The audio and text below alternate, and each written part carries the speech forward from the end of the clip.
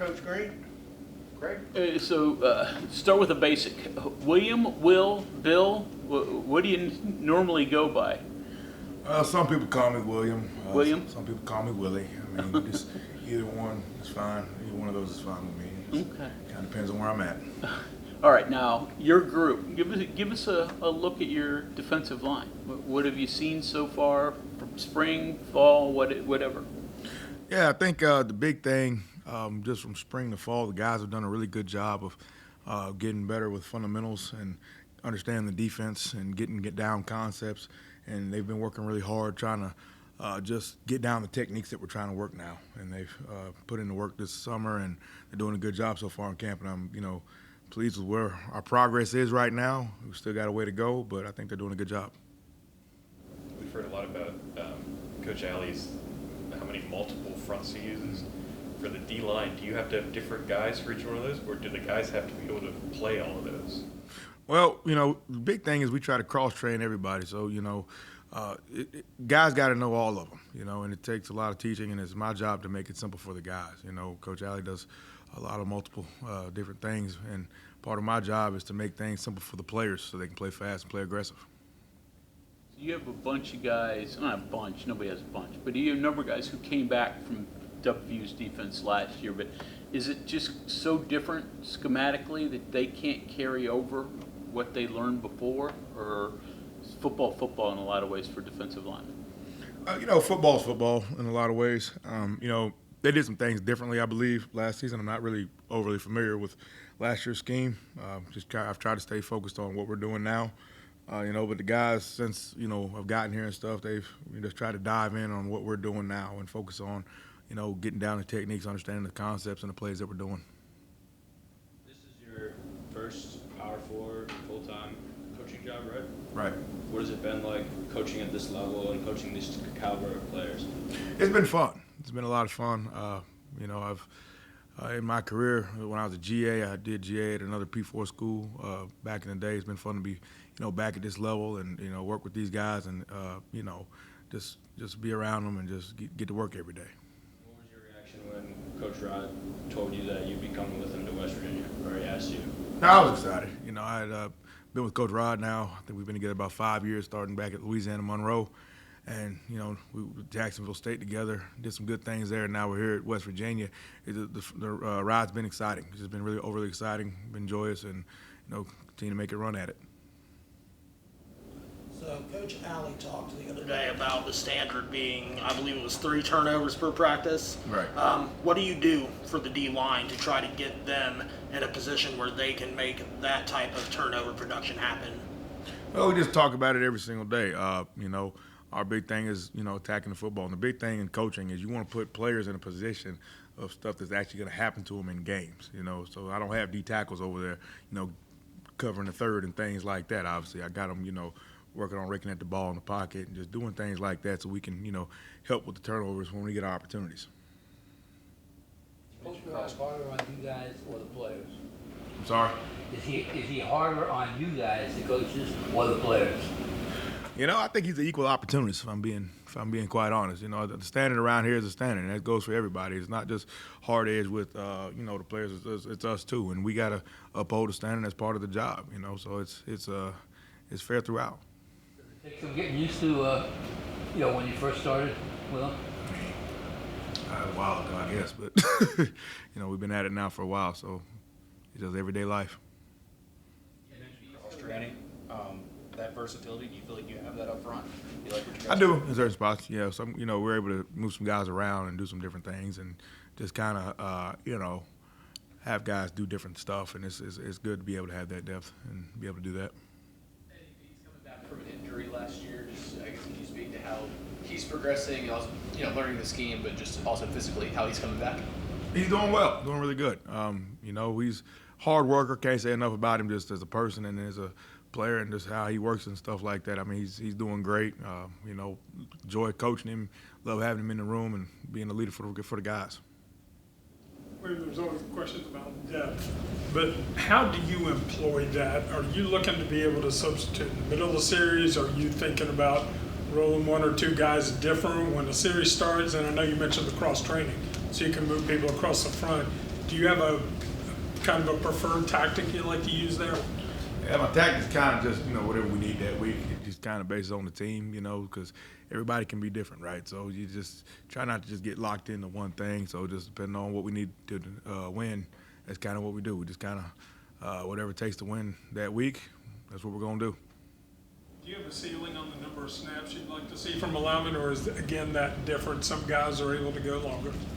I don't really have a hard ceiling on it. I just kind of, like I said, just, try to get guys in the best position and figure out where we can put guys and so they can be successful and we can be successful as a team.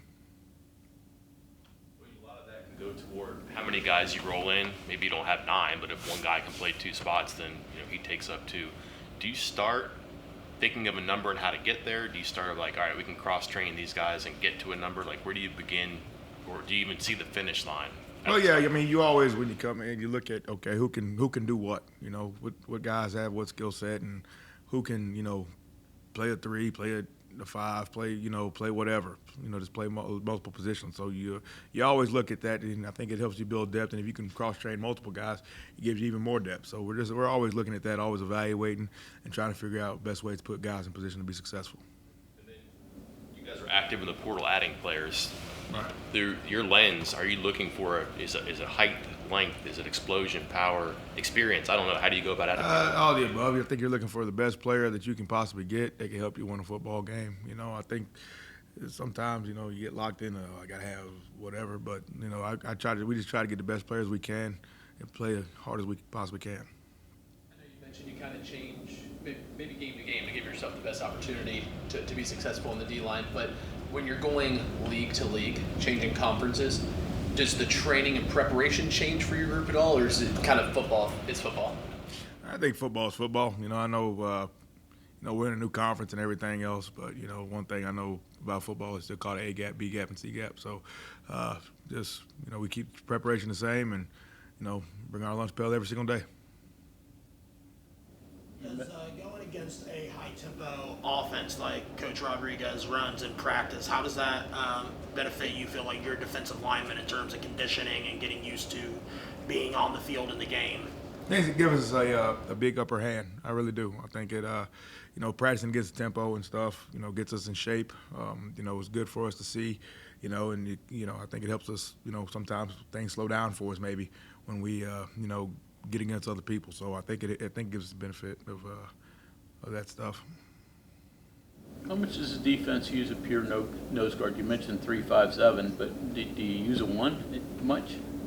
Yeah, we'll use 1. We'll use everything. So good bit depending on what we're doing. So it's multiple. Nate Gabriel played a little bit here last year, especially towards the end of the year. Right. What's the progression for him as a young player? Like, what's the next step he needs to take?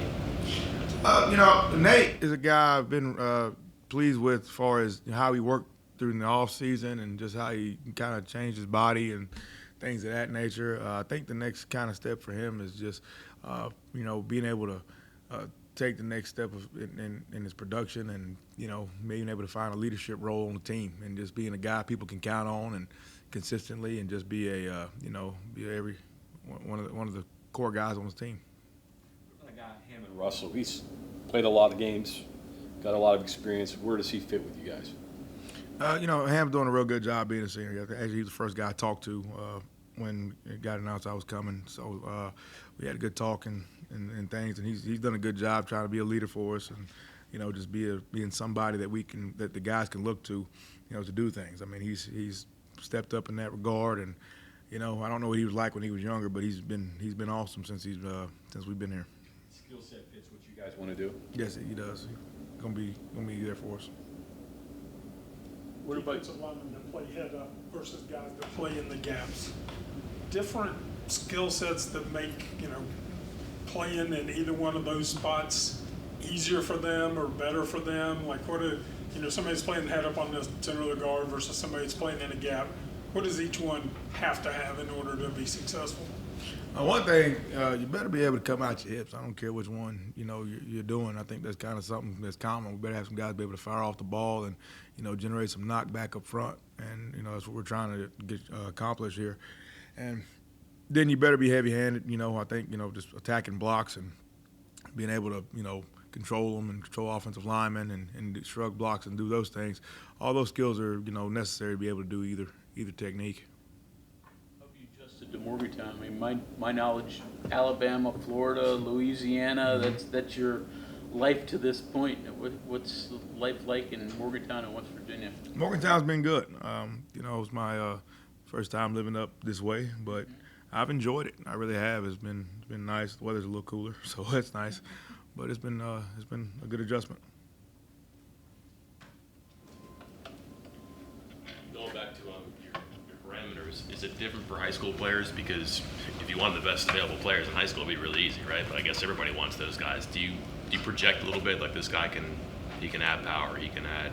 Right. Yeah. Recruiting, especially with the high school kids, you're always, trying to see, all right, this kid's might be 17. You're looking at him on tape right now, right? And then you got to see, all right, what's he going to be as an 18, 19-year-old, kid once he's on campus. So you're always making a projection. That's just, just kind of common in recruiting. Like a starting point, then? Like he can't come here if he doesn't have this by the time he's 17. Not too much. I try to, because nobody's built perfectly, per se. But I try to look for redeeming quality in everybody. It's easy to cross a guy off, but it was a guy for redeeming quality. What can I use in a guy is what I try to look for.